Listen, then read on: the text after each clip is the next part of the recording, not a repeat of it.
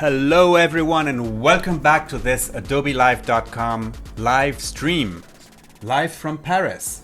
And for the next 2 hours we will be together with Maria Gronlund, designer from Denmark. Yes, and we've been streaming for 2 straight days now, like 8 hours a day. This is day 3 of our stream focused on illustration. And we've just finished with Dan Mumford, and we also have other guests after Maria. We have James Curran and also Maite Franqui, an illustrator and also an animator, James Curran.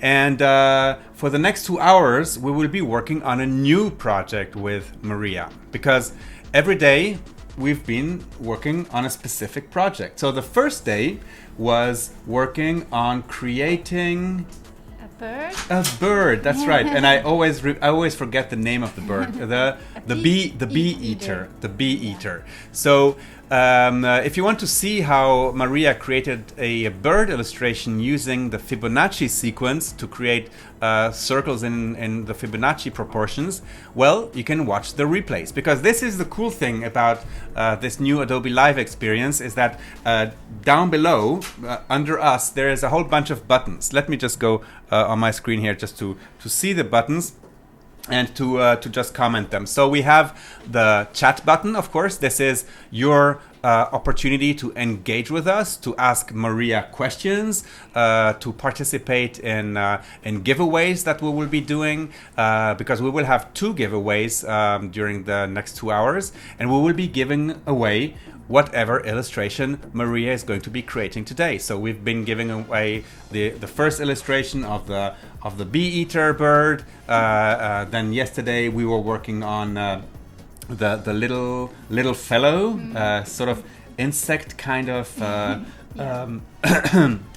Yeah, it's a very furry kind of very nice animal. And also on creating a feather, right? So very intricate feather using just simple shapes in Adobe Illustrator, and then using the scallop tool. And I have discovered the scallop tool yesterday, and I've been working with Illustrator since forever. The Illustrator 88. Yes, that's a long time ago. So the chat, that's very important. You need to be in the chat to participate on to these giveaways. Also, just a little bit of information about the giveaways. If you subscribe to the Creative Cloud YouTube channel, where there's a big button right down there that says subscribe, you have 5 times more chances, okay? Because our automated system will actually favor subscribers to the channel. But of course, if you're not a subscriber, you can still win. You know, it's just a thing of luck. Then we have the schedule panel, where we have the schedule for the next. We have Maria's schedule in there. We have James and also Maite, and it's very important, this schedule panel, because we will be streaming again in 2 weeks. We will be streaming live from Adobe Max. Adobe Max is the creativity conference that we have at Adobe, and we have that once a year. Typically it's in Los Angeles at the Nokia Center. And is it the Nokia Center still, or did somebody else buy the brand?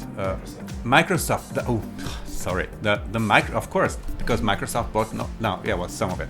Anyway, I just want to wander off in considerations here. So this year, Adobe Max will be in San Diego, and it's going to be a huge conference. It's just under 10,000 people have registered to be there live, and we're going to have keynotes, we're gonna have sessions, we're gonna have live stream. We're gonna be live streaming 8 hours per day from the community pavilion at Adobe Max. Okay, so Maria Gronlund will also be at Adobe Max. We also know that Dan Mumford, who just finished his session, will be at Adobe Max as well.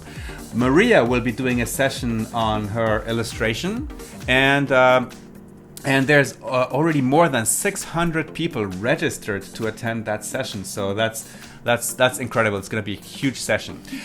So the benefit of subscribing to the Creative Cloud channel and coming to see the AdobeLive.com webpage is to access the schedules and to see what's happening when. Okay, this is the best source of information for all of our live activities. And then of course there's the button for the replays, because everything we've done in the past 3 days, like we started on Tuesday, Wednesday, and now we're on Thursday, everything is stored there under replays. So you can either watch the replays on the Creative Cloud YouTube channel or right here on adobelive.com in the replays panel. Then we have the speakers panel, which is the area where you can find out more about our speakers. There's links to their work, their portfolios, there's more information. And of course, the running contest. Our running contest, which we've launched 2 days ago. Okay, it's a 3-day contest. And we've asked all of you, and you still have time, you have still the whole of today, right? The whole of today, is it the whole of today? Almost, yeah, the whole of today to participate in that contest. Okay, so basically what you need to do is to create an illustration or an animation based on the theme Max. Okay, Max for us, of course, is the creativity conference, but maybe Max is something else to you. So we want to know what Max is to you. What does Max inspire you? And then you have to share that work on Twitter or Instagram using the Adobe Live hashtag. One word, Adobe Live, and that's the hashtag you need to use. All right, and then we will be choosing with a panel of other jurors. We will be choosing the 10 best works that are submitted to us, and we will give away a 1-year Creative Cloud subscription to the 10 lucky winners. Okay, so if you're already a Creative Cloud subscriber, that means it just extends your Creative Cloud subscription by a year. And if you're not a Creative Cloud subscriber and you're a winner, you will join the Creative Cloud family. All right, and we will welcome you, of course. So good luck to everyone who is participating in the contest.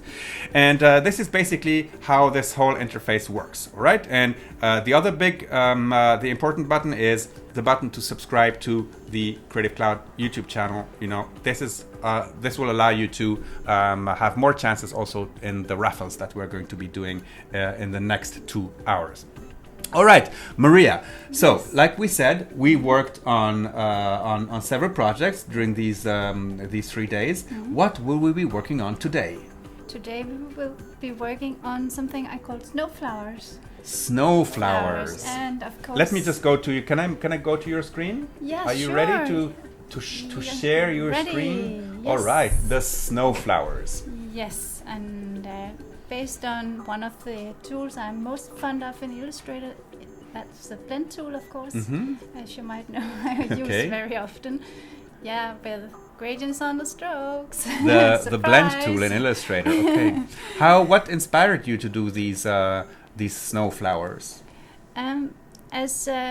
For most of my experimental projects, I have no clue what the outcome will be when I start.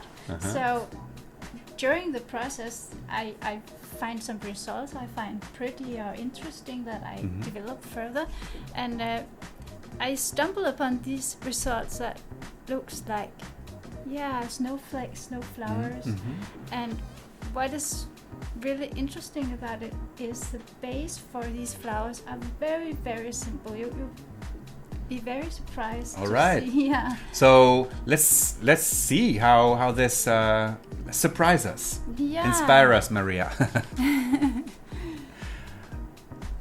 Let's see in the So yesterday we were using the Warp tool gallery, which is applied manually, and I was also introducing some effects we also used. That is, when you apply the effects, they will appear in the appearance panel, so you can revisit and change the values.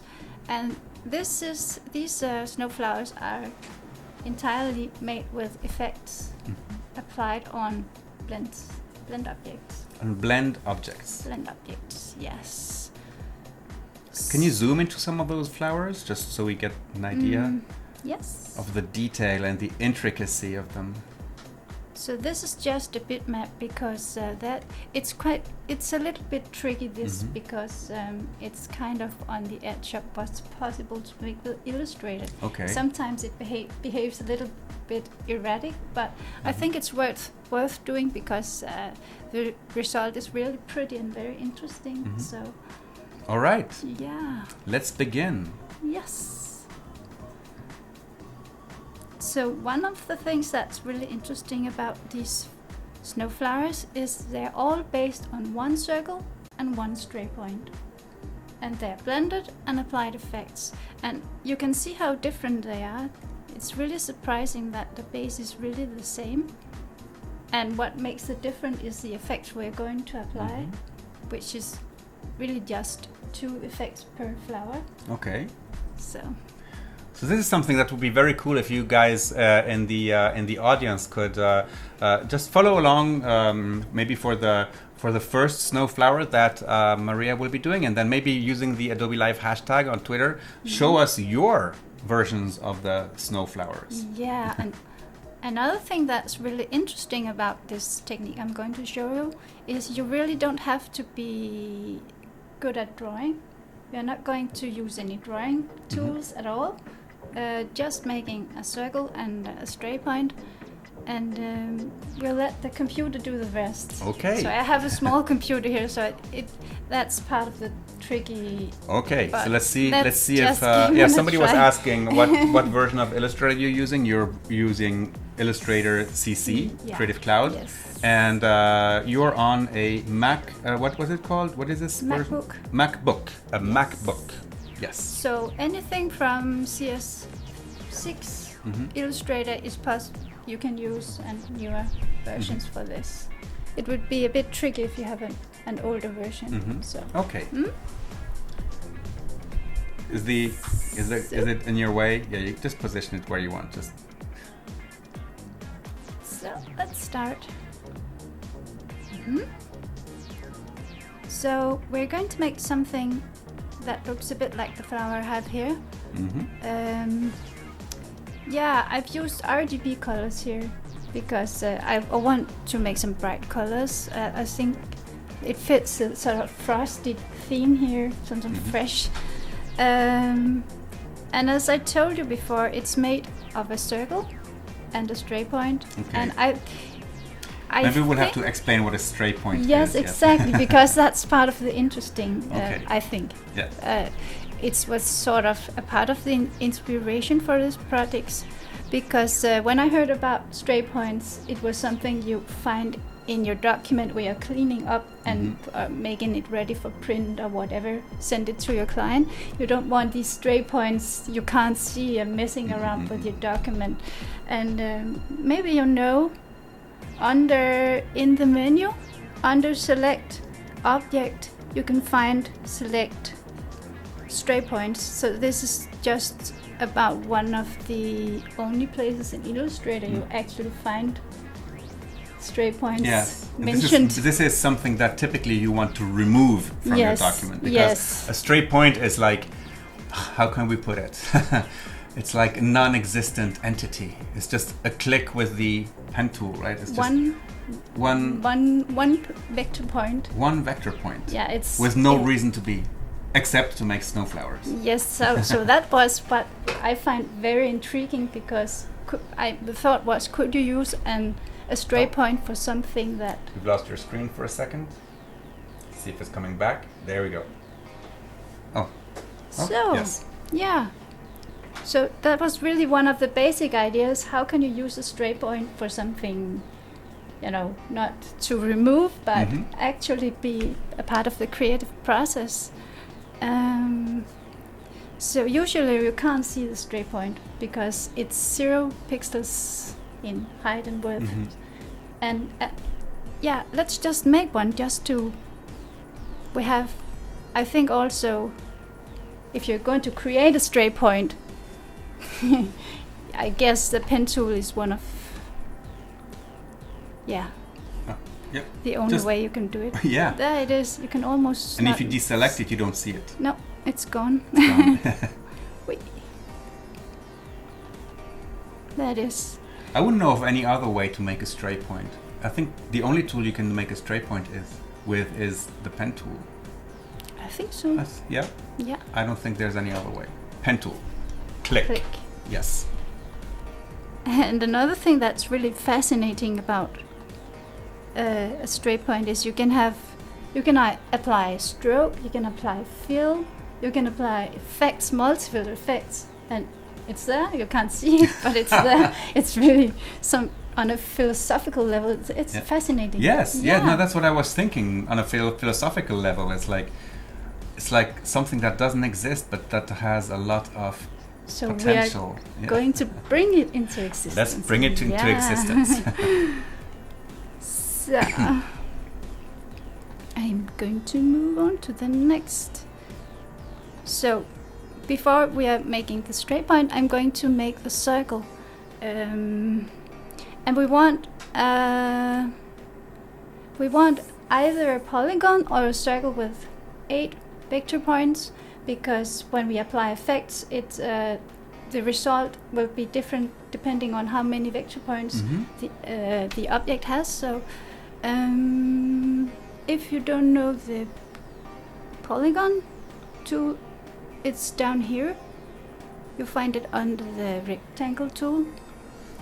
People in the chat are saying, "Hey, you could make a line and delete the second point, or you could create any shape and delete all other points except one." Yes, yeah, sure. Yes, perfect. That's right. That's usually how they appear by mistake. But this is not a mistake. So let's just make a polygon that is 35, and I'm going to make 8 sides because I want to make a flower with 8 petals. So if I want less petals, you take. Okay, so the number of points that you have on the circle or the polygon is actually the number of petals that you will have in your snow flower. Yes, and I'm going to explain why that in a minute. I always So, yeah, it's logical to think why. So here we have a polygon, and I want it to be round like a circle. So this newer corner widget that is very useful because I can just click and drag and it will become round. That's very smart. Yes, very I was fast. thinking maybe you can make a circle and then add points. I was just going to say that. You know what? I'm just gonna be working here. You go ahead. So, I'm not saying anything anymore. Yeah, I'm going to show how you can do that. So you didn't tell that. So I'm going to hide the bounding box. Shift Command B, so we can see the selection for anchor points. So you can go to Object, and under Path there is Add Anchor Points. And every time you do this, it will add an anchor point between every 2. So it kind of double up each time you do that. If you want even more, you can repeat the process. So yeah, what can be a bit tricky when you try to find out how the effects are working on if both these 2 circles were not selected or the selection was hide, they appear as if they're exactly the same, and when you apply effects and the result is different, you might be confused what is going on, what is. So it really is the anchor points that defines how the effect will appear. So what the I'm going to copy this because we're going to use for our flower. And the 2 effects I'm going to use on the blend in a moment is Polygon and bloat first. Let me just hide this. so it's not too confusing. So let's start with Polygon bloat. If you haven't tried it out, I'm just going to explain how it works. If we go to our outline view, Command Y, you can also find the outline view under view here. You can see I have a row of squares and a row of circles, and I've applied hover. Oh, I'm going to ungroup. So we have our square, and when I open the appearance panel, which is very useful when you are working with effects, because they will appear here, so you can change the value as I've mentioned before.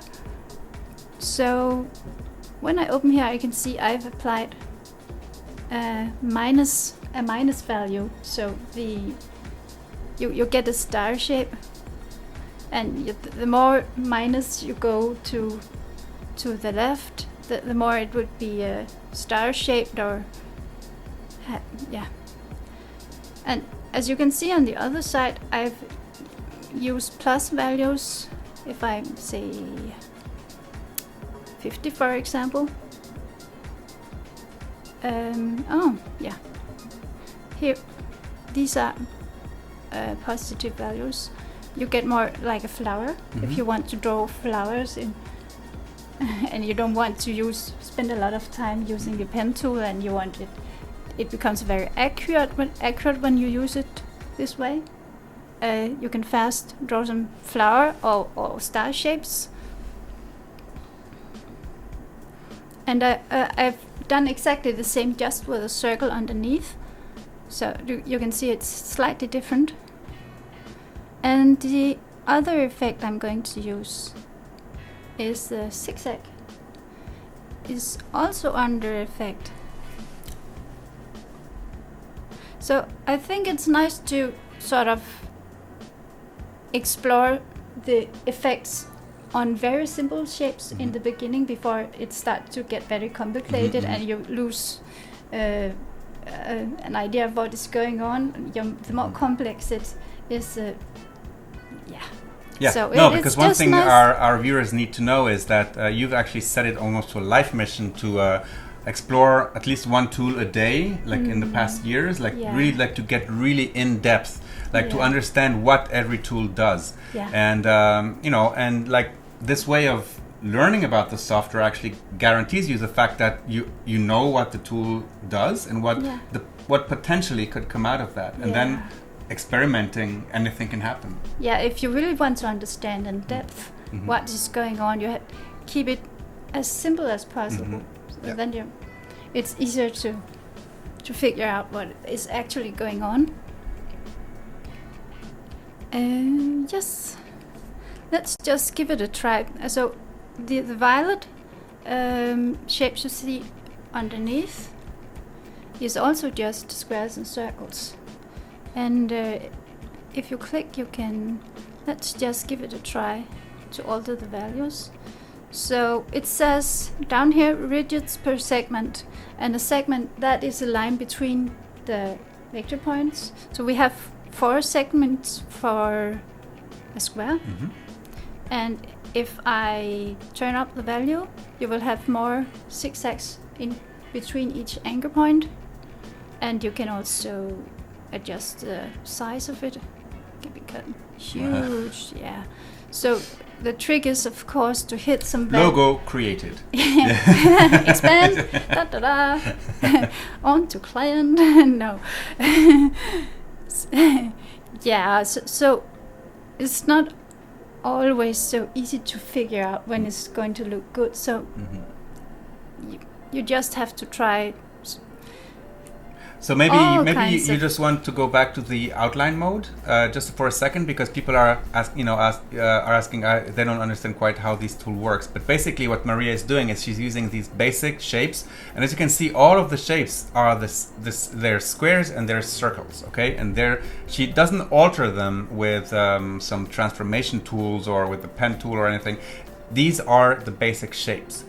What happens then is that she adds the effect, the pucker and bloat or the zigzag effect down below. So we can go back, And this page here just shows the various effects on the shapes. So it's pretty cool. So I think, you know, having these types of, like, doing these types of alterations to the shape and like understanding, okay, this is like super zigzaggy, that's a little bit less, that's and less, and then see what happens is super interesting.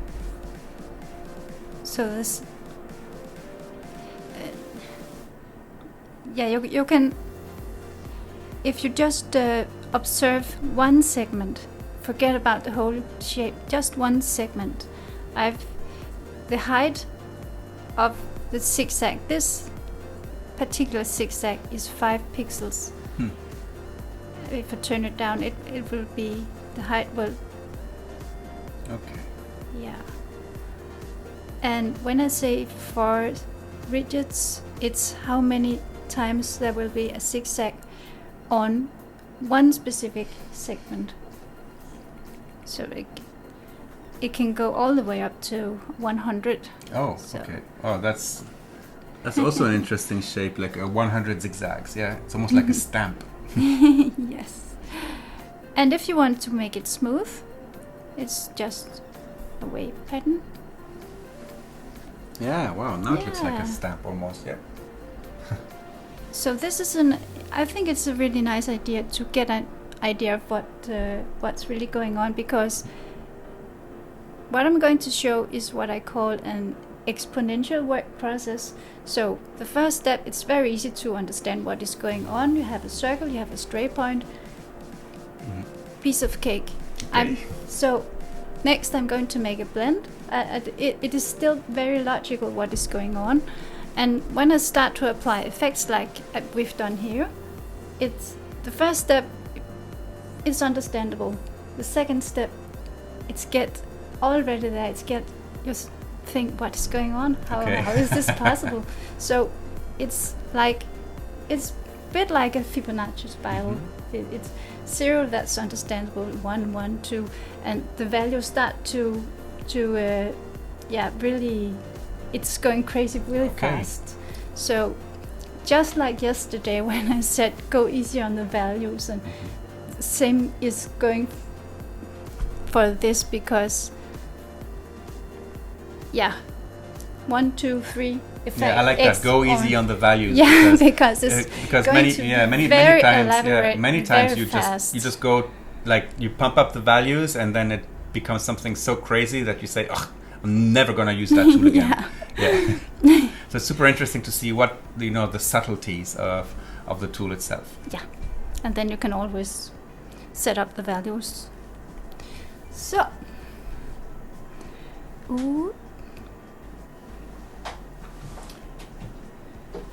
Yes, it's in the effects, Drew Friedman. It's an effect that you apply. Yes, a non-destructive effect. A non-destructive effect, because as we've seen, if we look at the outline mode, the circle remains a circle throughout the whole process. Yeah, you can remove or simply. Let's go back. I do find it very interesting. So in the appearance panel, there's an eye icon right next to the effect. You can simply click on the eye and it will be hidden. I could show it again. You can even, maybe I'm going too fast, but in principle you can take this, just like in the layers panel, you can drag a layer down on this little icon and it will be copied. So now I have 2 Polygon bloats on one. So, moving on. Amit Rele says, who else thinks that Maria's sessions were the best from all 3 days? Oh, yeah, that's nice. Thank you. So, yeah, we have our circle with the 8 vector points, and I would like a stray point. For now I just use pen tool and I click. Don't drag or anything, but just a click. In the middle? Or anywhere? We can, up here you can align them, and if you click on this little arrow here next to the align, you can you can decide whether you want them to align just the two selected, or if you want to align it to the artboard. Maybe you want it exactly in the middle of the artboard, then you can use this, or you can choose a key object. If I want the circle to stay exactly at this place, I can select both, and then after click on the circle, and you can see it is it got this thick selection. So now I will align the two objects to the circle's position. Let's just give that a try. So they are centered, horizontal and vertical. So it's a straight point. We can't see it, but it actually doesn't exist yet. It is there. Yeah, and it has a color. So what is important before we start to make the blend is I want the straight point to be behind the circle. Is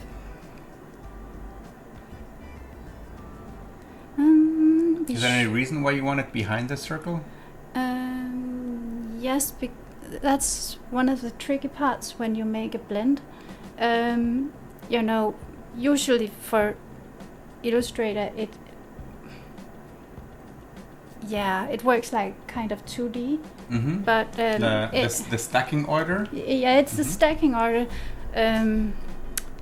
You know, maybe it's better just to see it. Let's see it. Yeah. So feel free just to shut me up whenever I'm digressing. Yes, you can follow Maria on Twitter, also on Behance, where she actually publishes a lot of her tutorials. Okay, so find Maria Gronlund on Behance. On Behance as well. There's actually, I think, at least 2 different tutorials that resembles this a lot. Okay. So yeah. So when I have had the circle selected, I can see it is underneath the straight point. So I mean, this little square shows that the circle is. I can simply click and drag. So there. Now, just make sure I've done it correctly. Yes, the straight point is behind. What is this? Copy. We need Michael here. Go ahead. Yeah. So. Your screen is gone again. Okay. Okay. Let's see. I'm just gonna put it out and put it back in. Up. And today we have little difficulties here. Let's see if it's coming back. And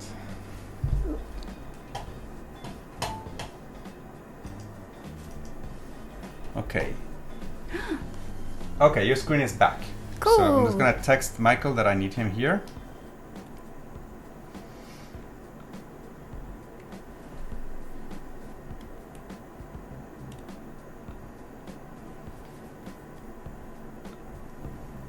All right, so now we created the circle and the straight point, which you've moved to the back. Michael, this window just popped up. Does this matter? No. Okay. Okay. This freaked me out because I thought maybe I closed the network. It's macOS. macOS, okay. All right. Woo! We're back in shape. All right. Yes.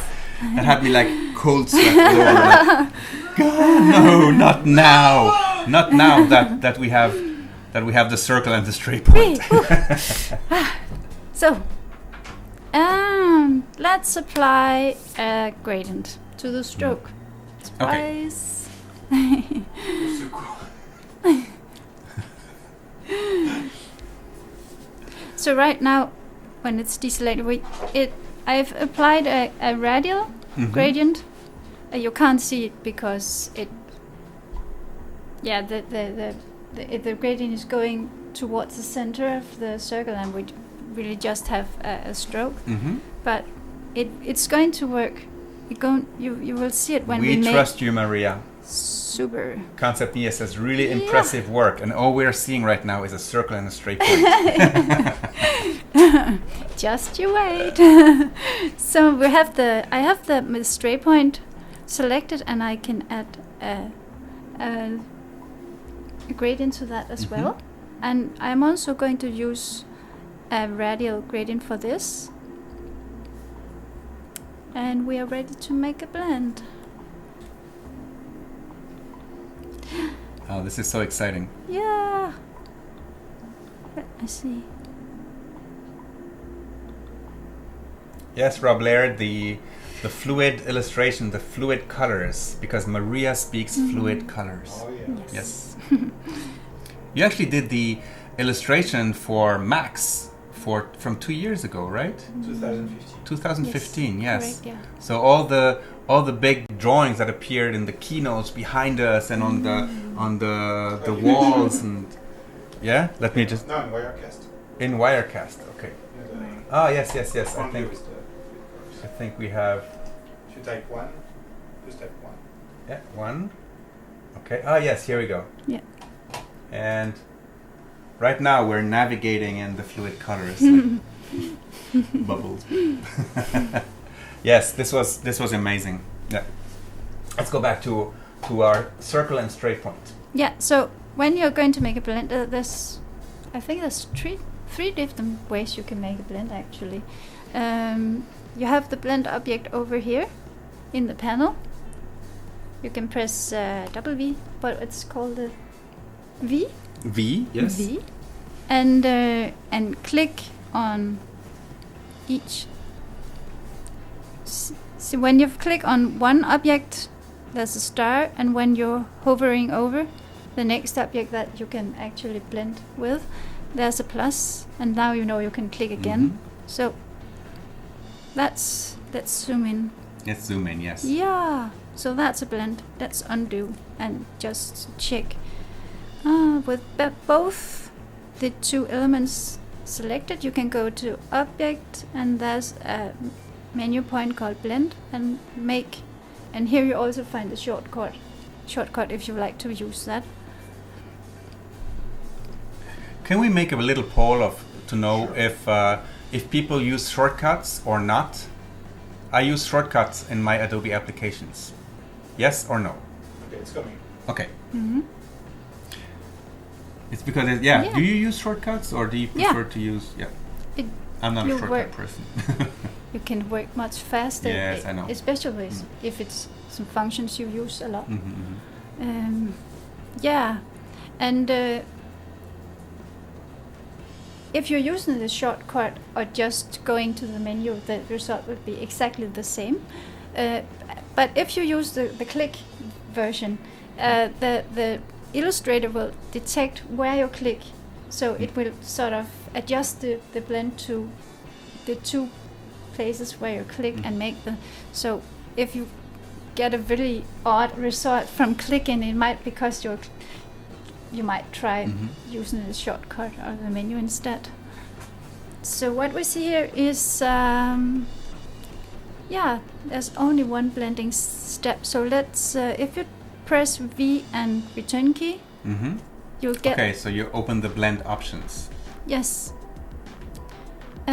We can alter the values here. You can also open the blend options without the shortcut by simply by double clicking on the blend tool, right? Yeah. Yes. Okay, so But 92%. Use shortcuts. All right. I'm the 10%. 8, yeah.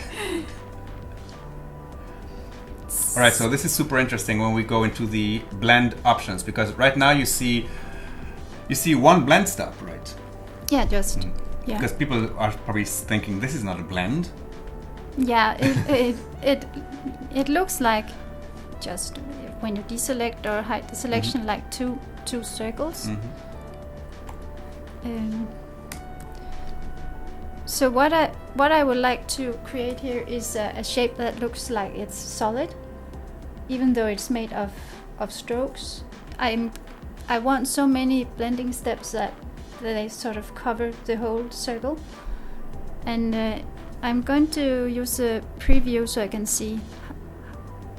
Yeah, so we want to use as few blending steps as possible because this is one of the things that make the object really heavy if you're using too many, so use as few as possible. Okay. So what you can do with the value selected, you can press the shift key and use the arrows up and down to alter the values to the nearest 10. So we've got 10, 20, almost solid. 30, 40, 50, let's just say 50.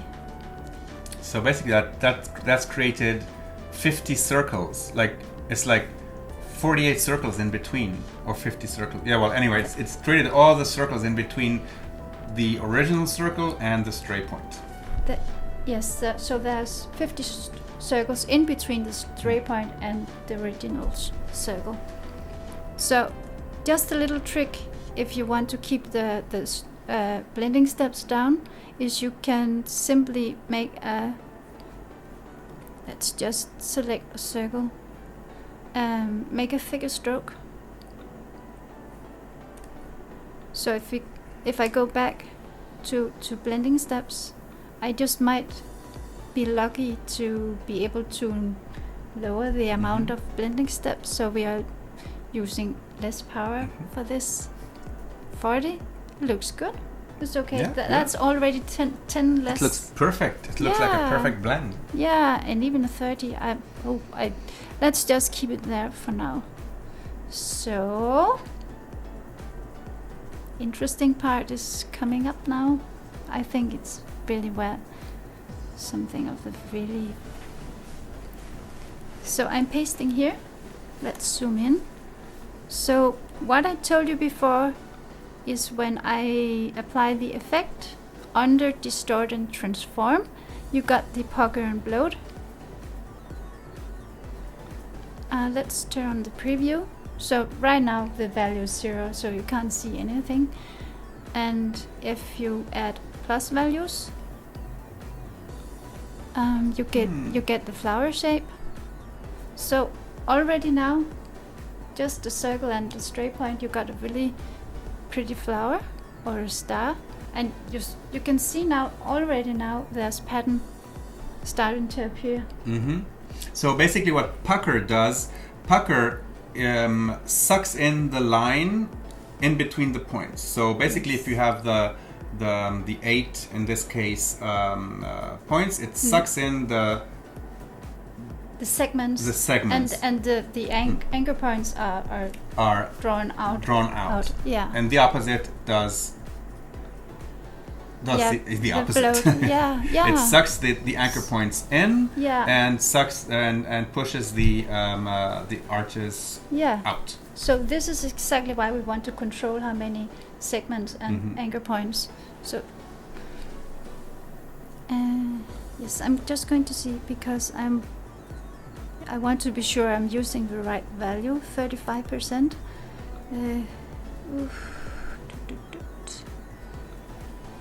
So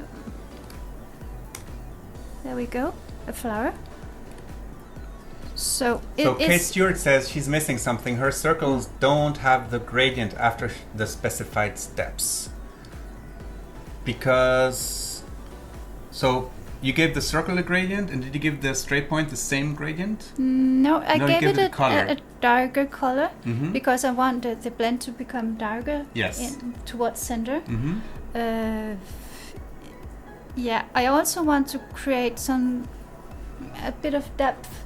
So when it's darker towards the center and lighter towards the edges, it appears a little bit like it's going deeper in the center. So this is understandable. This is there's no tricky part here. No, this is understandable. Let's see if you go ahead. I'm just gonna check if people are submitting flowers. Adobe Illustrator just tweeted for you. It says Maria Gronlund. Yep. No flowers yet, but I'm sure that people will start sending in flowers.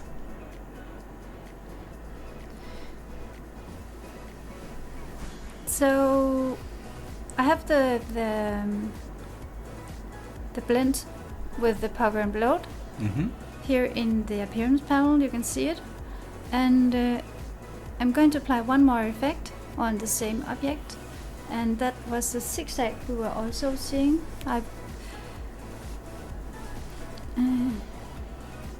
So for those of you who have just joined us, we've actually investigated all these effects, the pucker and bloat and the zigzag previously. So if you want to watch it again, like watch the replay. But it's very interesting to see how these all work independently. But now we're of course applying them to a more complex shape.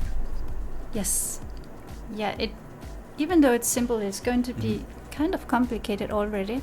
So again, keep it simple. Let's just try with the size 3 and 4 segments for now, and turn on the preview. I think I'm going to zoom in so we can really explore this. Oh wow, my god, this is beautiful. Let's hide the selection also. And this is just a circle and a stray point. Yeah. And what is even more fantastic is when we turn the preview on, just by altering the value with 1 unit, it changed drastically. Magical. Wow. You really can't predict this. You have to try it out.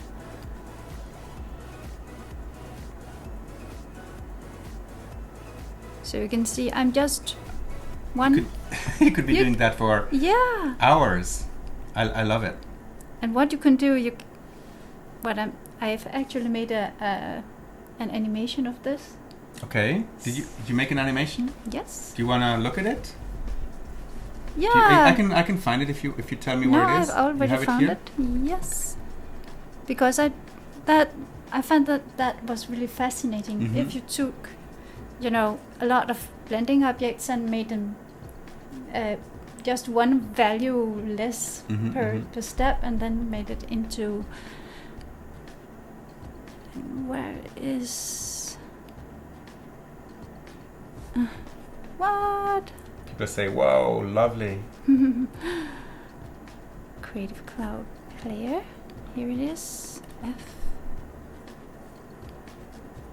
So you can probably imagine this is also just, you can see we have the petals, exactly like the violet we just made, and we also have the zigzag.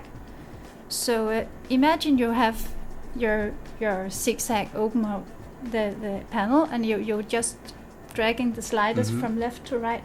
What would it look like if you just had very much computer power and it wouldn't have to? Let's just give it a try. You get a fascinating animation from that.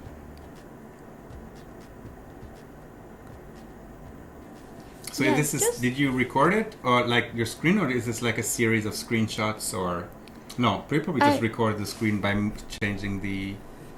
No, I made each blend object a layer in Photoshop. I made. Yeah, of course you can also just make a. No, but I think that's a very good idea to make each new blend a new layer, and then in Photoshop just animate the layers. Yeah. Yes. Exactly. Smart. So, an idea if you want to make an animation. Manali Chitalia says, making these flowers used to be a de-stressing activity for me. Yeah. Beautiful. That's neat. Le top. Okay. Yeah. Let's go back to Illustrator. So one of the reasons why it might looks a little bit clumsy now, it's because we have a very thick stroke, or at least thicker than I planned. Ooh. Let's just make it down to.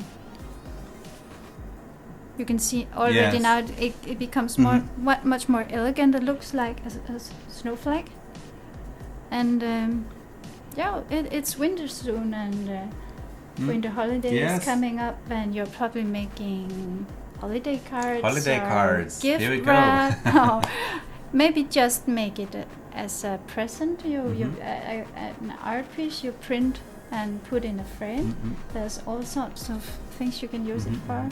And one of the things that's really, really fascinating about this technique, you can make almost endless new Iterations and variations. Yeah.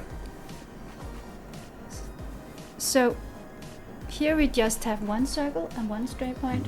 You can maybe have two circles, one larger on top of the one we have now, other colors.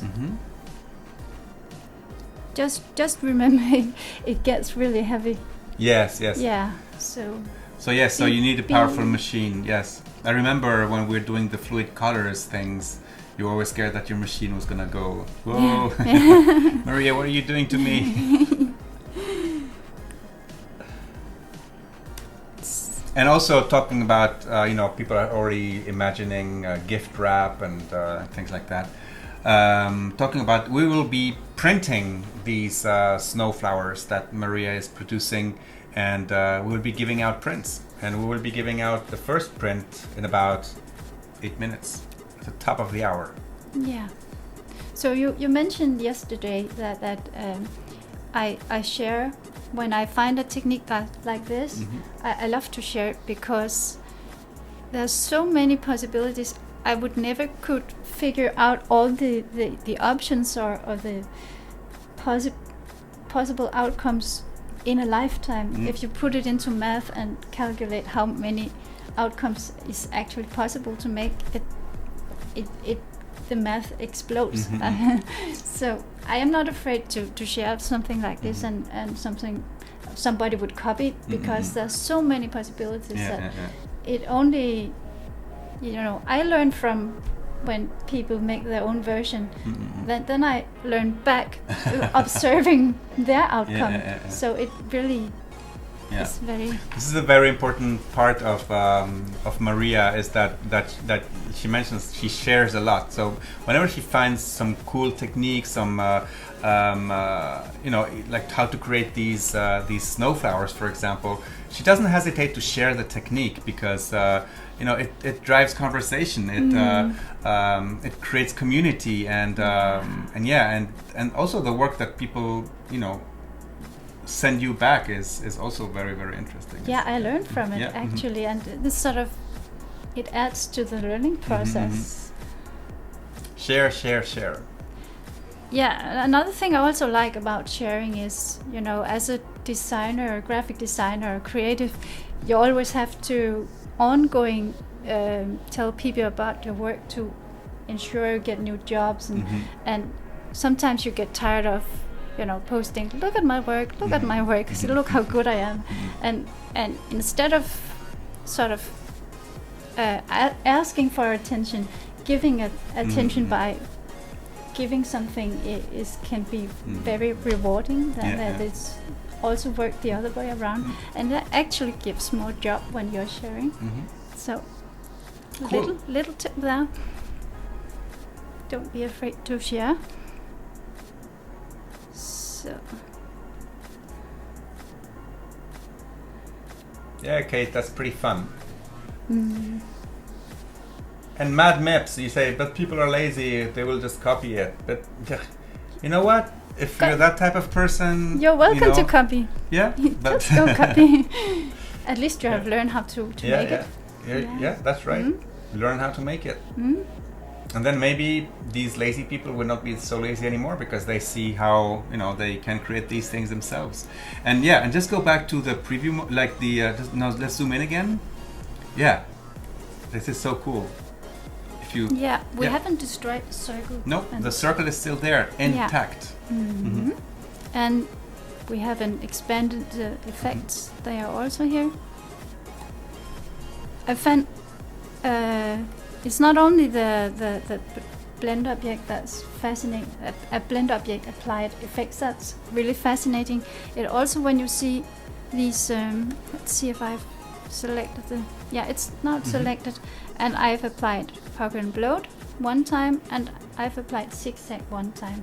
And you should think that this, what order I applied shouldn't matter. But let's give it a try. I can click on an effect and I can drag it and alter the stacking order of the effects. So it's just, it might take some time for it to calculate. Yes, spinning beach ball. Yeah, we have. And while we have the spinning beach ball, those of you who want to share their work, use the Adobe Live hashtag on Twitter or Instagram. Yeah, we'll be looking at Twitter here.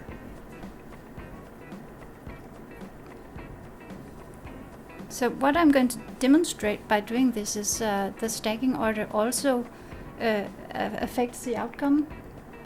So basically what we've just done now is move the pucker and bloat under zigzag. Yes. So basically what it'll do first is the zigzag and then the pucker and bloat, or no, the other way around. First the pucker and bloat and then the zigzag. Yes. Okay.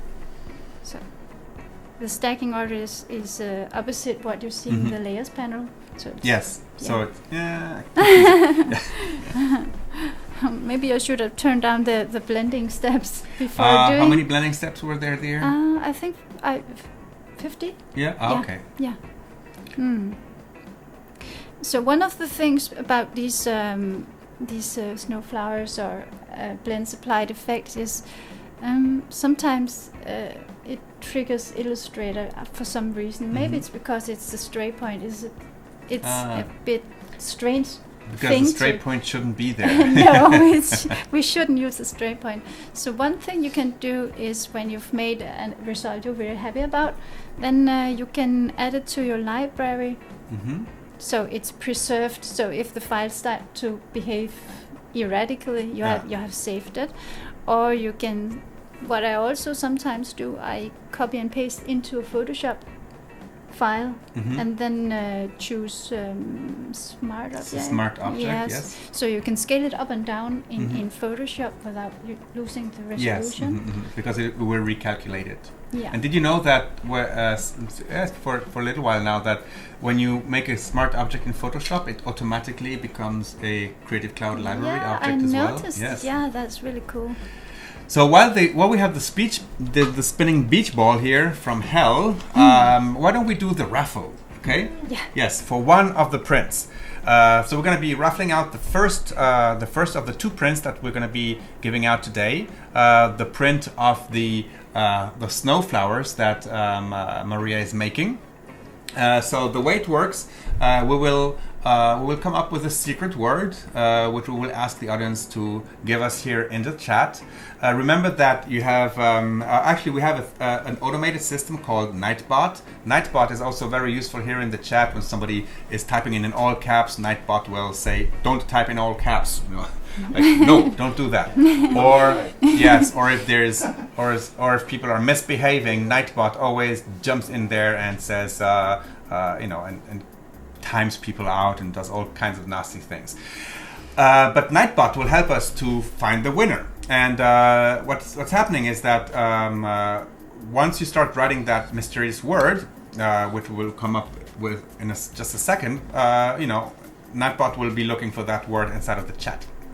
Also, Nightbot has a preference for people who are subscribed to the Creative Cloud YouTube channel. So there's a button down here somewhere, okay, that says subscribe. Okay, so if you subscribe to the Creative Cloud YouTube channel, there are more chances to win. Okay, which doesn't mean that if you don't subscribe, you don't win. Okay, you can also win as a non-subscriber. You just have more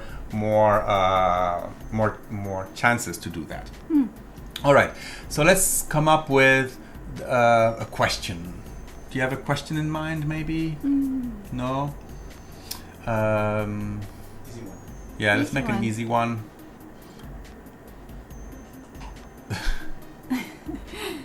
Ta-da! Ah, it finished. It finished! Yeah. Oh wow! It became something completely different. Yeah. Yes. I don't dare to touch it. Okay, let's not touch it right now. It looks. This is the eye of Nightbot looking at all of us here in the chat. So.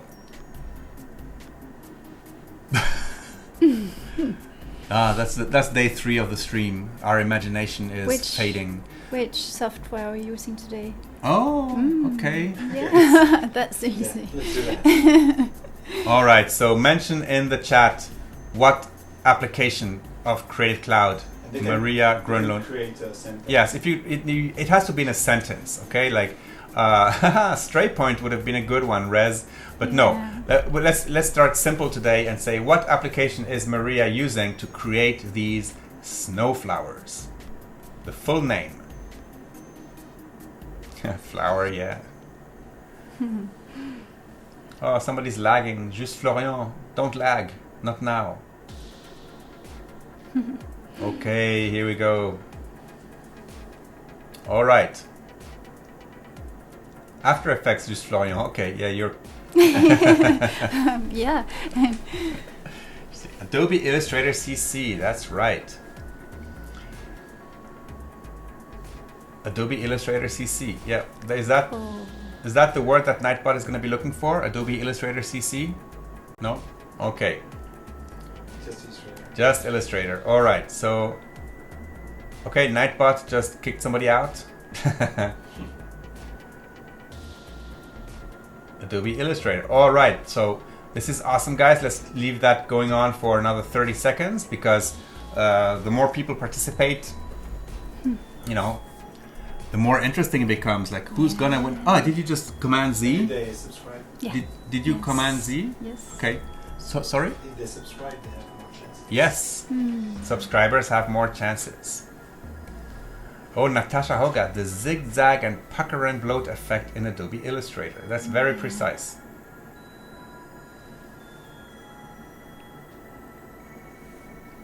And we're gonna ask Nightbot to pick a lucky winner for us.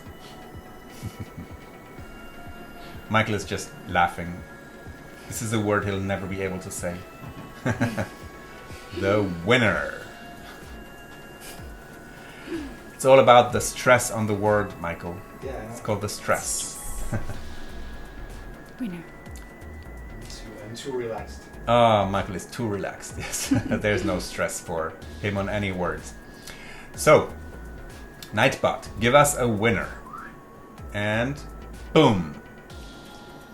Raul Gonzalez. Raul Gonzalez has Gonzalez. won the giveaway. So, Raul, please see what Michael. Are you commenting under Michael or under Creative Cloud? Okay, so check out what Creative Cloud is saying because you have to reach out to Mshez on Twitter, Michael Shez, Mshez, to claim your prize. So congratulations, Raul.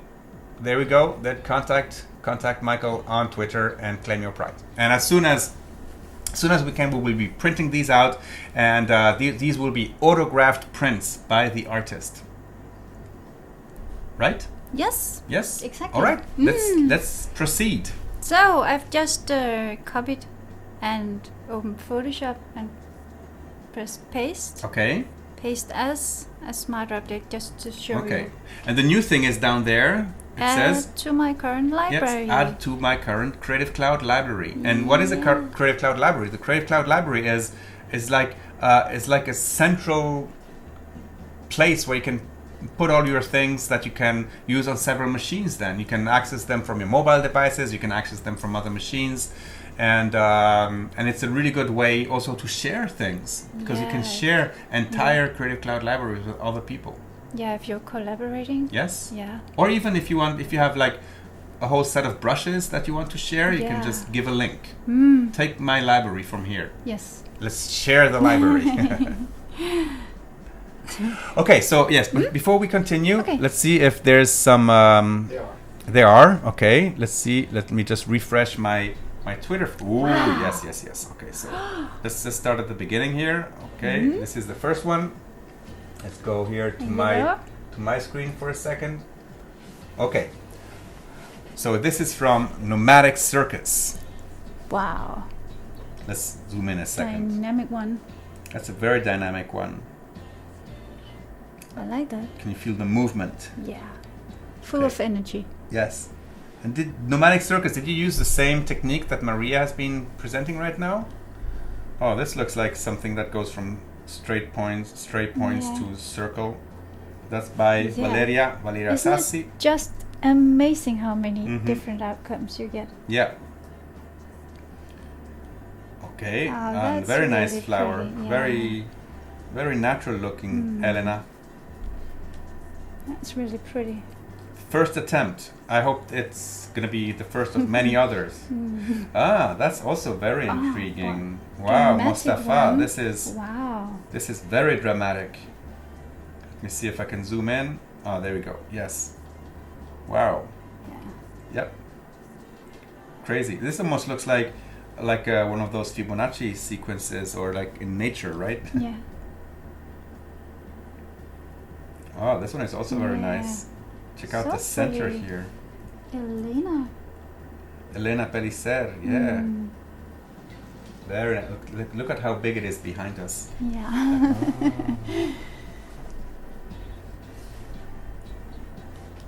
And here, oh wow, this looks very psychedelic, right? Yeah.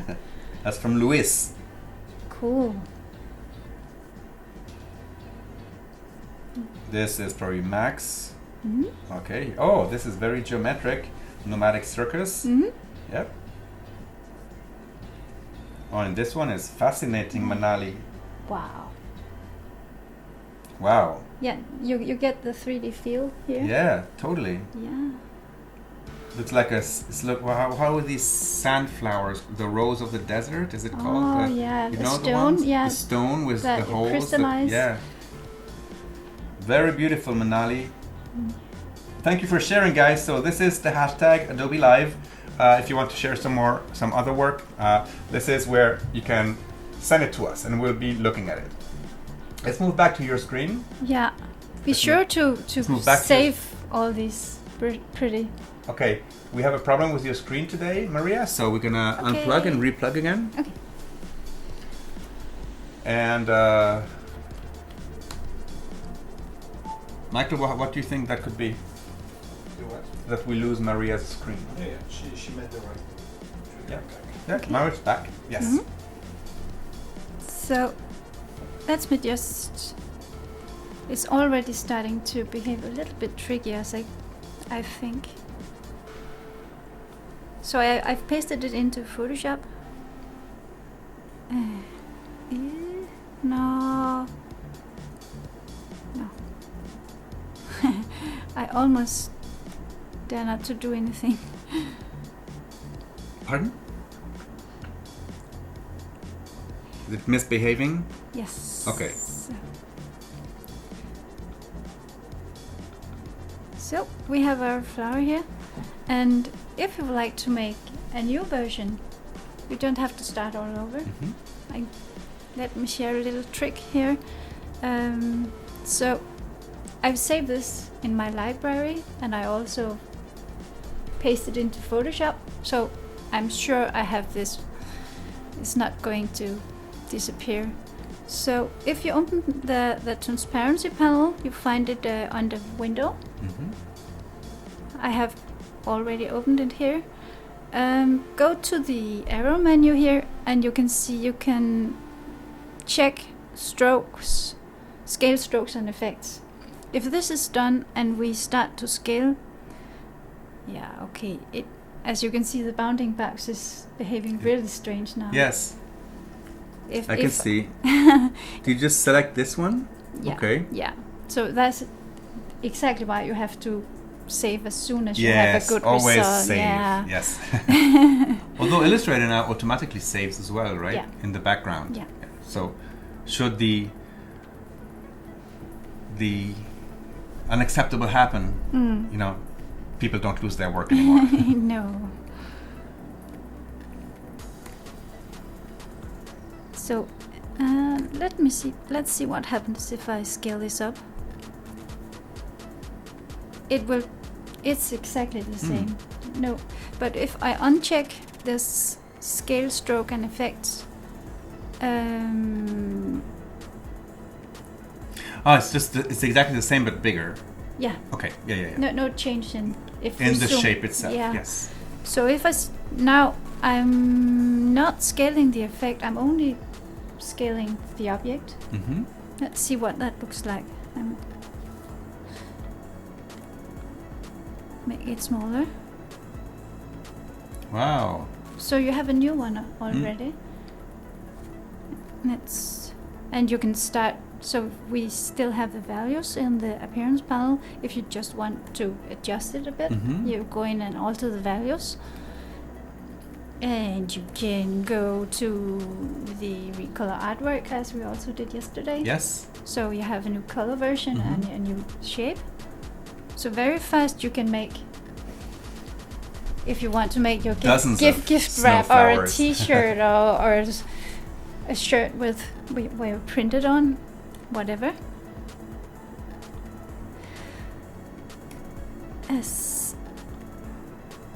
Kate Stewart says, my bounding box does that sometimes. Yeah. Oh wow, what did you do here?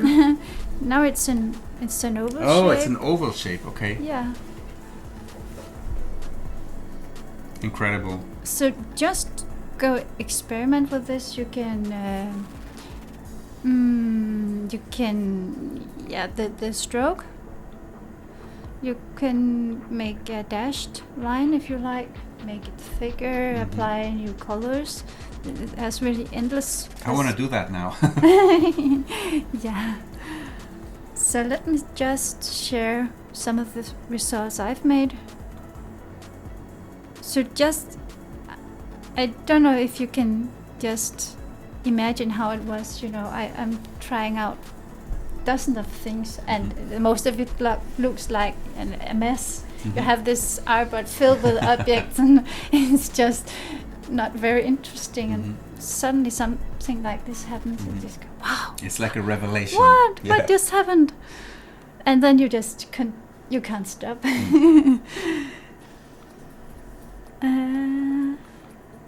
Yeah, let's just move on.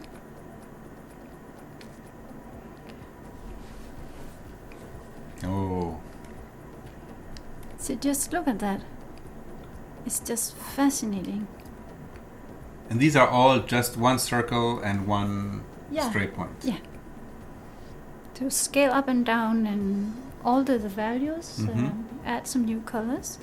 There's one here that looks like feathers. Right. Yeah. And all sorts of things. I have one more artboard.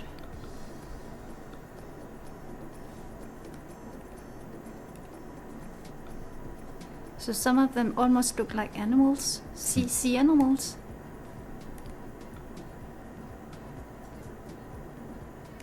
Incredible. Yeah. So one of the things that really fascinates me about this is when you're using Illustrator, the name says you're making an illustration, you're drawing, but here you're actually generating the it's art. Like, you can almost call it generative art. Yeah. Right? Yeah. And the math and the algorithms behind Illustrator, usually we don't notice them. They sort of, you just use the tools intuitively, but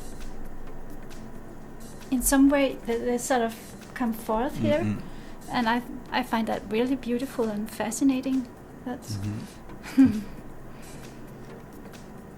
So Yemi, you can watch it from the start. As soon as we're done, it's going to be saved in the on the Creative Cloud YouTube channel, but also here on adobelive.com. There's a button just below me that actually says replays, and as soon as Maria will be done, there will be the replay there. Oh, there we go. Yeah, Creative Cloud just answered to you. And c'est beau. Daniel Thomasin likes it. All right. Yeah. So this is just one project. I adjusted the colors and the shapes so they fit together. So if you want to make a print, it's one style.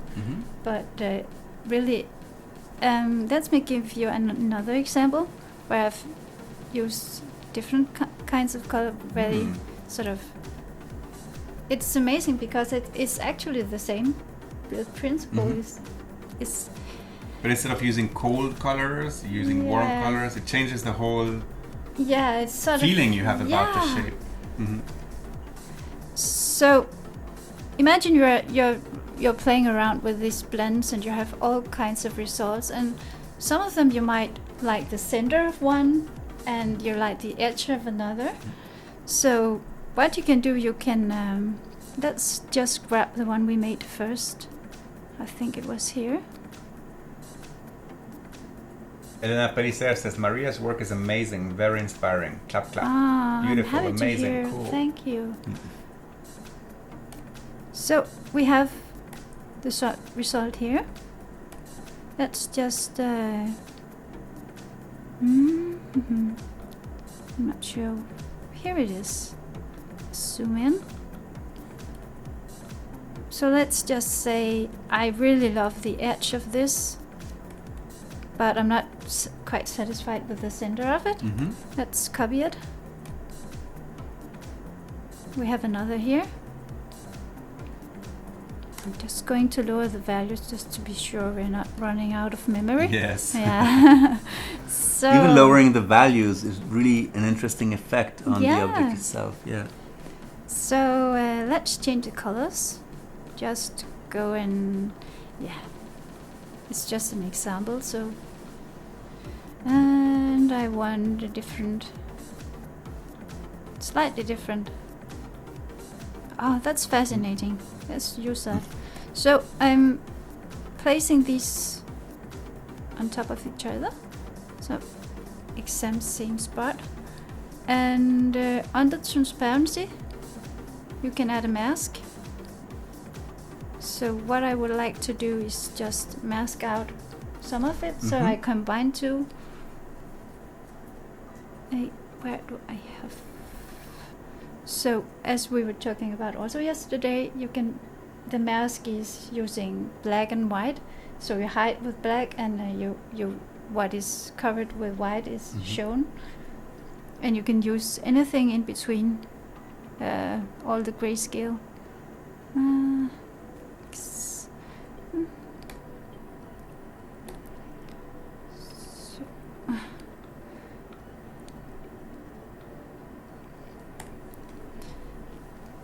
So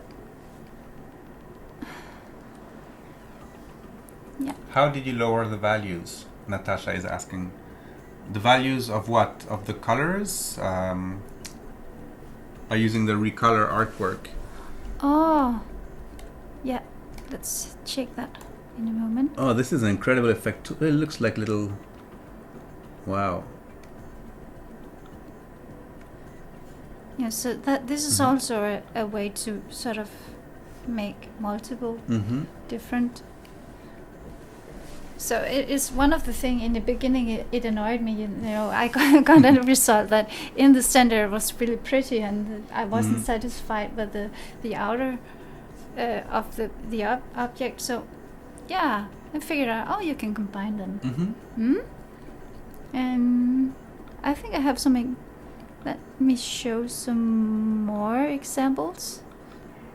So Mad Mips, it's more experiment than art. Yes, it's generative art. It's using mathematics, because in this case, Adobe Illustrator is actually, it actually creates PostScript in the background, and this is, almost like, well, it's mathematics. So basically, Bezier points and Bezier curves are mathematic values that define a shape. Okay, and then, because it's generative, you could probably code that as well, probably. Yeah. But we're designers, so we like to do things visually, and this is a way of creating this generative art visually. And what happens very frequently with generative art is that you just keep on going until you have something that you just go wow to, and yes, in the end, Maria created that shape. So I think it's art, because it's your choice. It's like it's your choice of when you stopped the investigation into the generative part of the of the calculations and say, okay, this is the shape I like. This is the shape that Maria likes, and this is where I'm going to stop. So you're using your aesthetical sense a lot to navigate through all these. So many of the results are really not very interesting, right? So in order to even plain horrible. Yeah, absolutely, just one big mess. To really manage to navigate through all these results, you have to really I call it, you use sagacity. You have to have sagacity. Yes, I like that. So it's a combination of luck and having an eye for aesthetics and sort of navigate in the right direction, so you get a pretty result. Yes. Or a cool result, or whatever you would like to go with.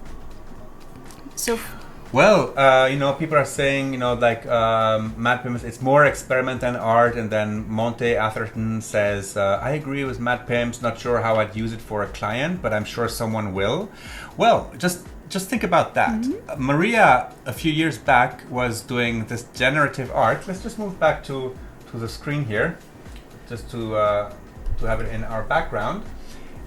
And, oops, let me just treat. On. Oh, one. Okay, sorry. And there we go. Okay, so using this curiosity, using that generative art, using the blends, using it's almost by chance, but like that these shapes, these liquid colors are happening in my background, and Adobe hired you to create the illustrations for Adobe Max 2 years ago. So I think this is a very good example where experimentation actually led to professional work that people like.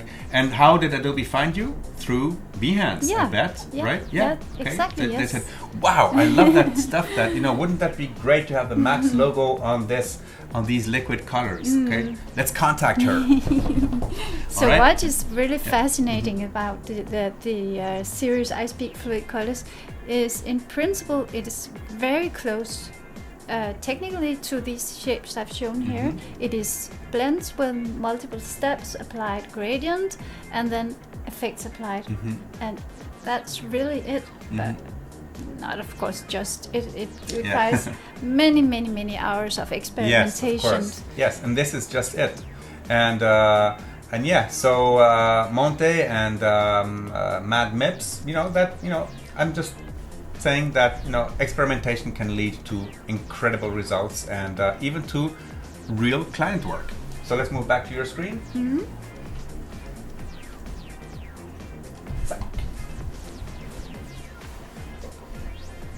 So I am in the opacity mask right now. Oof. Yeah, so it's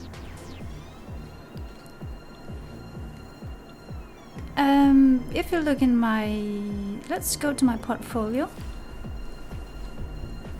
Here we go, because I think it's interesting to see how different results can be. The Cosmos flowers is actually made the same way. So this is your can you give the Behance address so people can go there? Let's just see.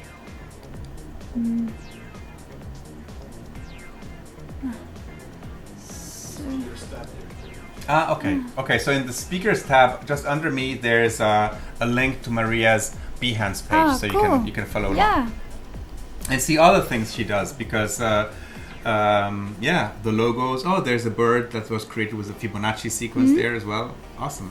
Yep. You'll be surprised how many of my projects is actually based on this. If you see this little bee here.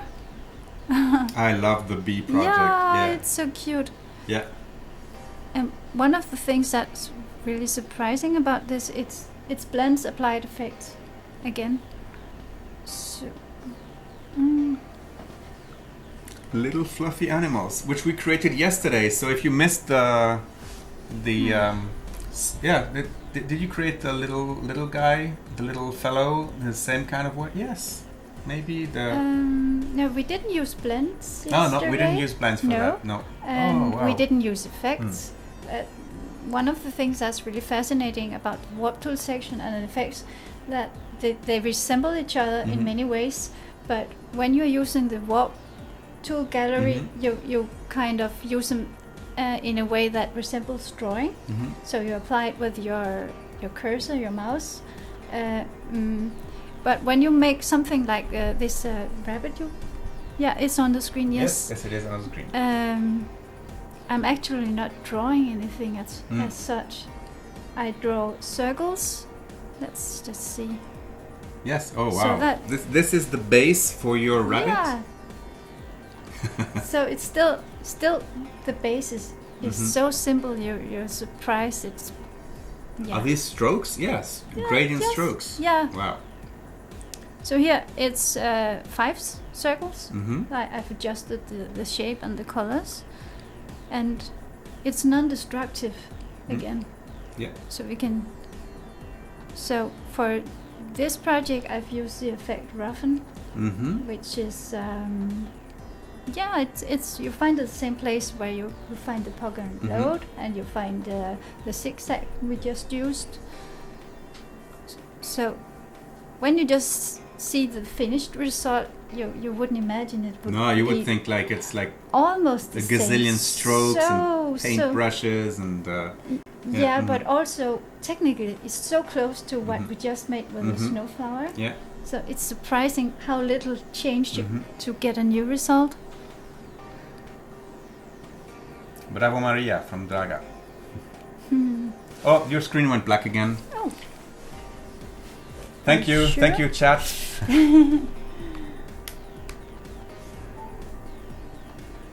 And the screen is back. All right. Yes, almost. USB-C multi-port adapter update. No, not not now. now. Yeah. No, Maybe we need it. maybe we needed it. Yes. Tomorrow. Yeah. Yeah. Tomorrow. Yes. For day 4 of our stream. What? No, I'm just kidding. All right. Thank you guys for alerting us in the chat. Oh, the bee. Yes. Yeah, the Oh, bee. the bee. Let's show the bee again. The whole bee. Let's just see the finished bee. Yeah. Okay. So, yeah, if you're new to Illustrator, or if you haven't used Blend and these effects applied, it would be kind of difficult to figure out how this is made. And when you see how it's made, to me it was surprising how simple. Again, simple Yeah. shapes. So I really like to just start out with circles Mm-hmm. and combine them with effects, and then you say, oh, this look like fur, this look like a bee, and then here's a caterpillar. Amazing. Yeah. So once you have a technique, then you can go and find, I look out the window from my kitchen and there's a little squirrel, and oh, it's so cute, I have to make a squirrel. So Wow. Oh, How is that, people? Yes. The rabbit project, yeah, but the bumblebee and the squirrel, yeah, and okay. I'm surprised at how the squirrel. Ooh. Oh, Ooh. does it have the circles? The squirrel? yeah, I haven't. Oh, okay. Yeah, but it's just as simple as a rabbit Yes. Simple circles with gradients. and effects. Daniel says, "Beau travail, quel talent! What beautiful work! What talent!" Thank you guys for all the kind words from Maria. Yeah. So, just to give an idea of, you shouldn't think you're going to make a result that is too close to mine, because just have a look how. So. Natural recall. Oh, the mouse doesn't Natural work? recall. Okay. So this is actually for an art project that where you share multiple artists share their artwork of an interpretation of how you are inspired by nature or have a close relationship with a plant. So after I've started making these blend and flowers, I don't look at a flower the same way as it has totally changed my brain, because I start to calculate. How many vector points is that flower? Yeah, it's fascinating because, you know, our DNA, it's an algorithm. The flower, the DNA is also an algorithm. So, yeah. It's a beautiful flower. So here, I don't know if I can zoom in. That would be nice. No, I'm not sure how to do this. Yes. But for this one, if you go to the project, there's actually a video of where I show how it's made, and I've added dashed strokes. Okay. To you this mentioned one. adding dashed strokes before. Yeah, and it gives it this really light texture feel, and Yeah, it almost looks like transparent, you know, like cloth fabric. Yes. Yeah.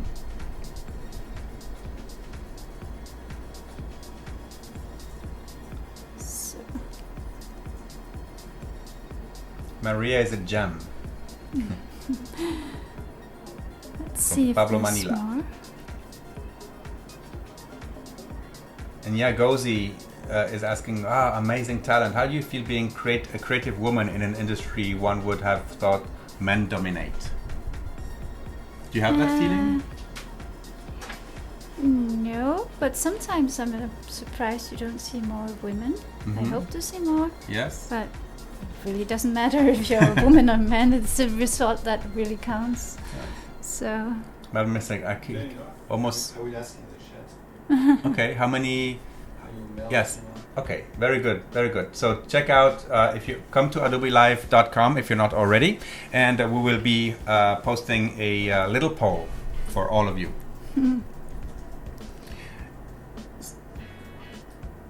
Yeah.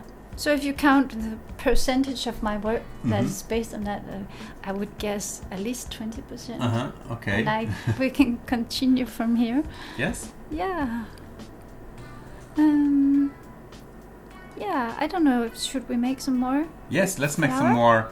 Let's just go through the process one more time for those of you who came in late, and those of you who maybe want to also participate in sharing their. Oh wow, we have some crazy stuff happening. More coming in. Yes, more. Let's see if some more. I need more flowers coming in before we go there. But let's create a brand new one. Yes.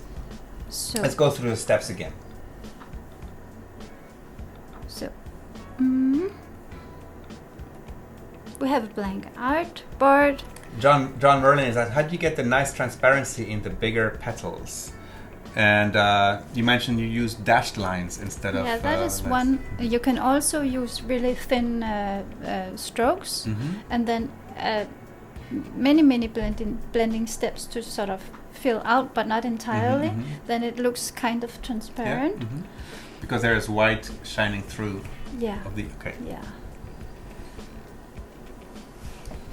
And yes. so one of the things 57% male. Okay, 57. Yes, it's 57 male, 42, 43 female. Okay, it's a good good audience. So you don't have to use a straight point as a center. You can just use a circle. It might sort of narrow the chances of getting some weirdo behavior in Illustrator, but I was just fascinated about trying out using a straight point for something useful. I've saved some of the gradients in my swatches panel, so it's really fast to make something new. And you're always applying gradients, or Yes. No, you don't have to. You can. Let's just try it without gradients and see what that could be. So violet, and let's make a blue one. The dots. Okay, Kate, we're just gonna say, +1. Carol, same thing. All right, so now instead of using a circle and a straight point, we're using 2 circles. Yes. And blend them together. Yeah. So let's just check out the amount of blending steps that we have. Oh, that's a lot. So before 190. So be sure to lower that. Yeah, lower that before you start to apply effects. Michael does a very good noise of a machine, like going through the CPU. Like, what was it? So another thing, when I was studying for a short time, I learned you have to avoid Moiré effect. Moiré effect. Yeah, yes. Yeah, but you can actually, you can see. You can see it. Yeah, you can see it right now. I think I don't know if it's in the live as well, but maybe you can see it there. If I. Yes, now there's no Moiré effect. No. And so if I lower the maybe just down to 30. Okay. Yeah, let's just see our 29. Ah yes, yeah. Now we see the Moiré effect happening. Yeah, there you go. So sometimes you want to avoid it. Sometimes it's really fascinating. So, if somebody say to me, "Please try to avoid straight points and Moiré," I go explore how to use them. So let's just keep it there. No, 30. Enter and apply. I think it works really well with the Polygon bloat as a start. And you can. So I forgot to add anchor points. So okay, so it's 4 petals because but it's not too late. No? You can select the circle and go path, add anchor points, and there you go. There you go, more anchor points. We can and do something happening there in the middle. That's because that's just 4. Ah, okay. Ah, yes. I can do exactly the same here. Path. So remember, it's non-destructive. You can change. Of course, adding anchor points, that's kind of... It adds to the complication of the mathematics, yes. So, and let's just apply more effect. So Ashlia says, why avoid the Moiré effect is because, first of all, sometimes it creates printing problems. Yeah. And also, yes, some people use the Moiré effect to create that vibrancy kind of thing, that because your eye doesn't quite understand where the lines meet and where they separate. But mainly, it's a technical problem, I think, for that you want to avoid in print. So one interesting thing also is right now I only have the center circle selected, and you can apply the effect to only one of the elements in the blend. It doesn't have to be the entire blend object. So let's just see what that would... Whoa, that's just a center point? That's just a center circle yeah, that does I'm pretty sure. Yeah, as you can see the selection on the screen, it's really just... Crazy effect. crazy. So you might get an idea of how long time consuming it is to find something. So Monte is asking, do you ever start with pencil sketches to get a general idea of where you're trying to go? For this? No, because I have no idea. No idea where you're going. Absolutely no idea. That's the thing, right? But we've on day 1, when we created the bee eater bird using the Fibonacci sequence, feel free to watch the replay, Monty. There we started actually with a sketch. Yeah. A sketch that Maria did with pencil and paper, photographed with her phone, Yes. and just got into the Illustrator artboard and transform that into a tracing layer and use that as a base. So depending on what project you're doing, exactly, yes. In this case, because it's so random, there is no way you can predict what's going to happen. Or even if you have an idea, you probably wouldn't know how to get there. No. To me, it's kind of two different worlds in Illustrator. The one is emulates or the traditional analog way of drawing, just taken into the digital environment. So you don't have to think about, do I draw by hand or in digital art, but it's kind of the same feel, but with the digital advantages. The generative art or visuals or whatever you would call it, I don't know how you would make that in yes, but I think we answered the question.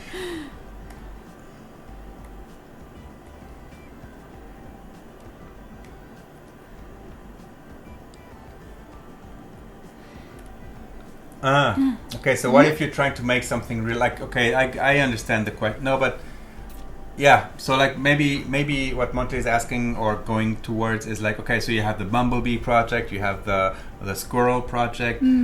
This, of course, is based on reality. Yeah. And then you use these techniques to create something, and there you have a pretty good idea of where you're going. Yeah, for these kind of inspired by nature, you can use photos to get an idea of light and shadow and the shades of the colors, what would fit and proportions of the animal or whatever.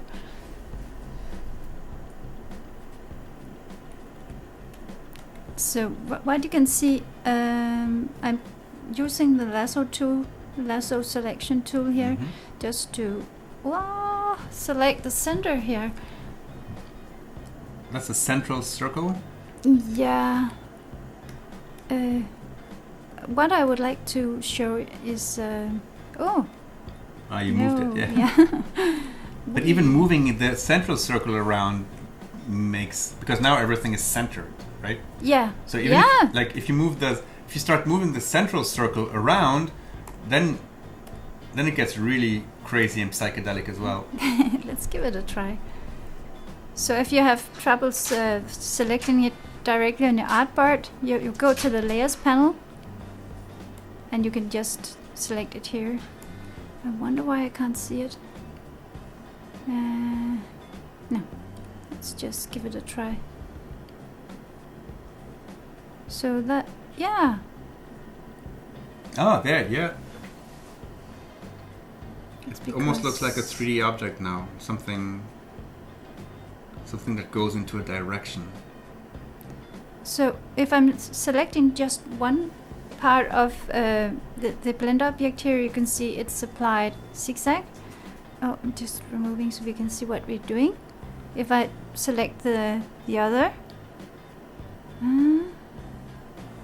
so it might not be the same effects that are applied to all the elements, and so you can either that's and another effects way can be applied multiple times. So basically, you can apply a zigzag to a zigzag, right? Yeah. And then it becomes because then if we get the zigzag, then the zigzag gets applied to the zigzag itself, and never ends. Been there, done that. It's fun. It's really fun. Oh, we're gonna be doing our last giveaway in a second. Did you just wanna? Oh wow, yeah.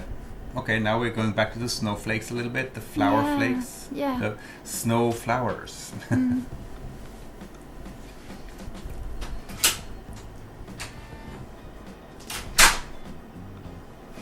We just refresh a second Twitter and see if something's happening there.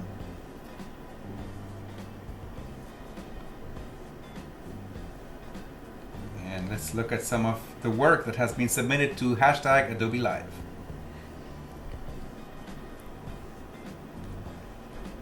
Maybe you've seen...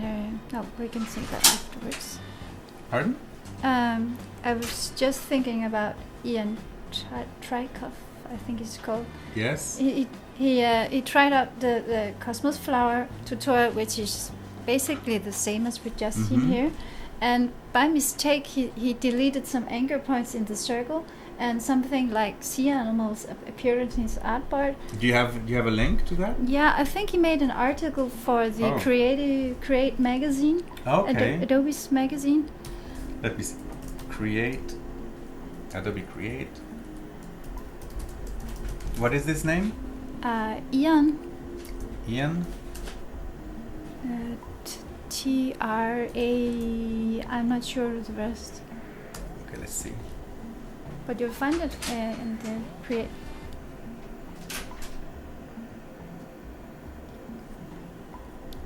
Ah, right.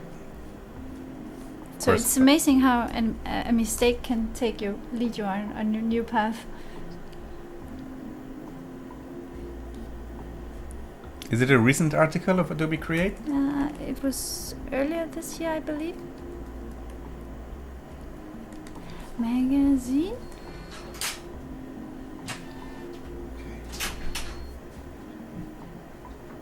Maybe you can just search on Ian. Yes, good idea. Ian. There's a name. What? There's a name in the chat? Ian Trella. That's what they said. Ah, okay.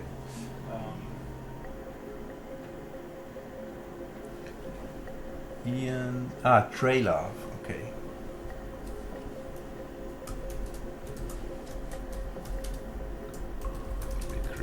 Let's find that article. Yeah, that was. I saw it. Ah, you saw it? Yeah, just go back. You got the sea animals. Ah, this. Okay. Yeah. This. Oh, wow. Yeah. Yes. And this is based. Okay. Wow. Yes. Oh, let me. Of course, nobody's seeing that right now, so let me just go to my screen. Zack. Yeah. So that's on create.adobe.com. That's a creative online magazine that we are curating at Adobe, and this is Ian Trailov's Deep Sea Illustrations. Wow.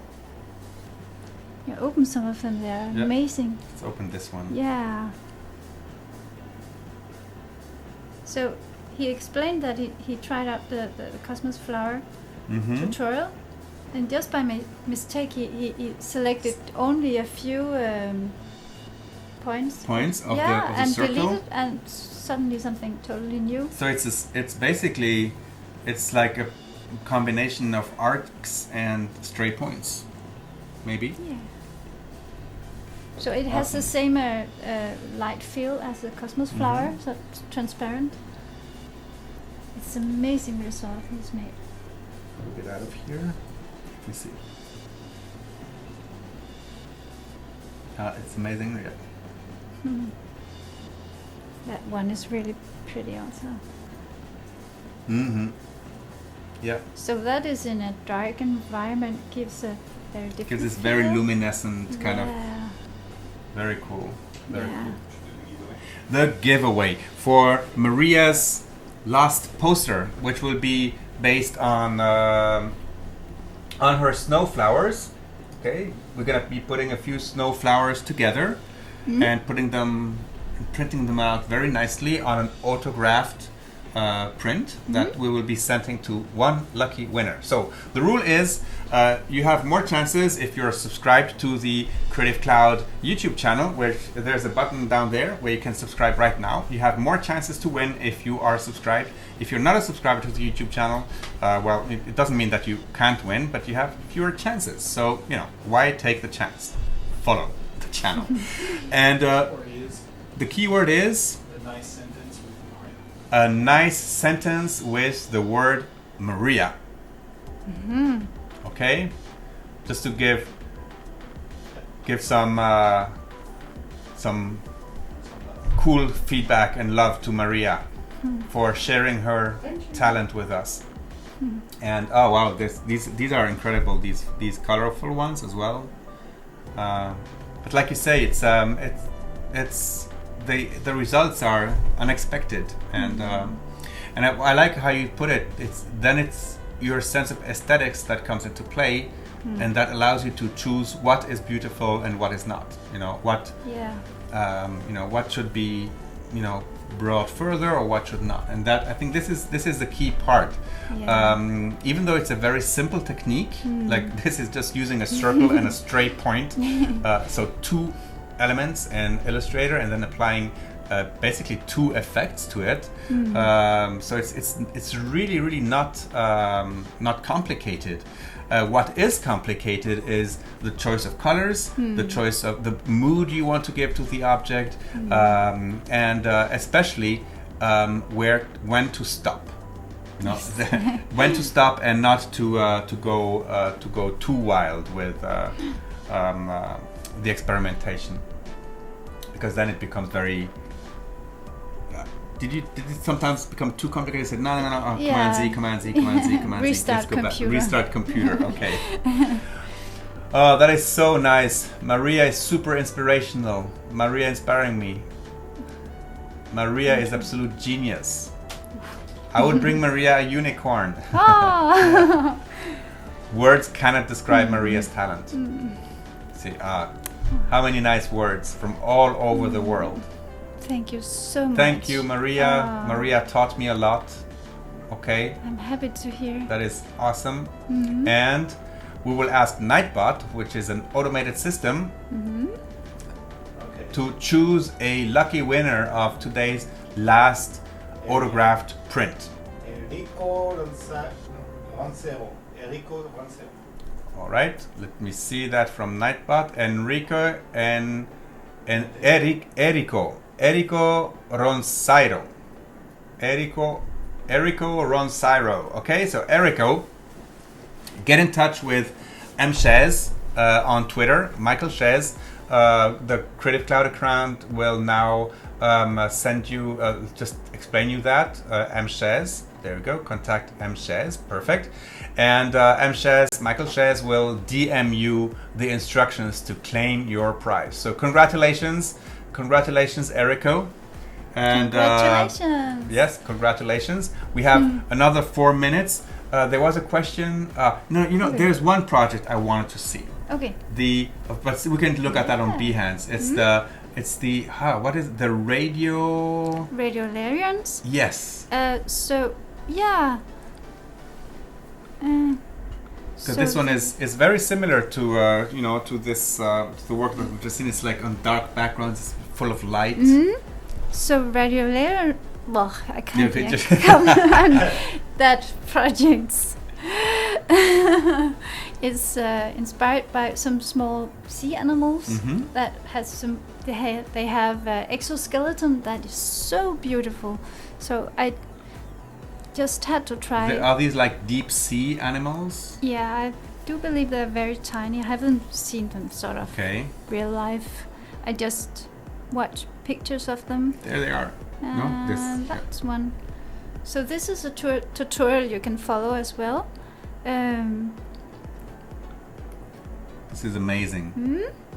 So I go through the whole work tool section, and And this you created with just a series of dots? Yeah. Yeah. Series of tiny circles. Yeah, I made a brush of a series of circles and applied it to half circles and blended the 2 half circles, so we have a base to apply these effects on.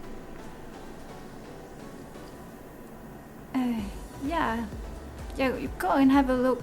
Yes, on Maria Gronlund's Behance page. It's right down below us. There's a button that says speakers.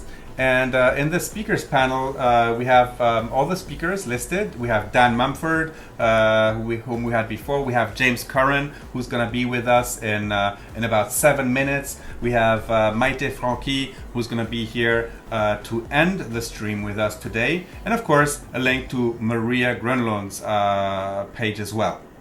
So remember, here on Adobe Live is where everything happens when we go live, all right? So if you subscribe to the YouTube channel, to the Creative Cloud YouTube channel, you will be alerted whenever we stream again. And our next big stream will be live from Adobe Max. We will be streaming there in 2 weeks, exactly 2 weeks, starting on Wednesday, Thursday, and Friday. Okay, Michael needs to. Okay, what? You need to say goodbye. I need to say goodbye. All right, Oh. guys. Maria, what can I say? Goodbye. Thank you. Goodbye. Yeah, All goodbye. right. Thank you so much for joining us, Yeah. and it was awesome. Thank you. Amazing. Thank you for Thank you. sharing. Thank you.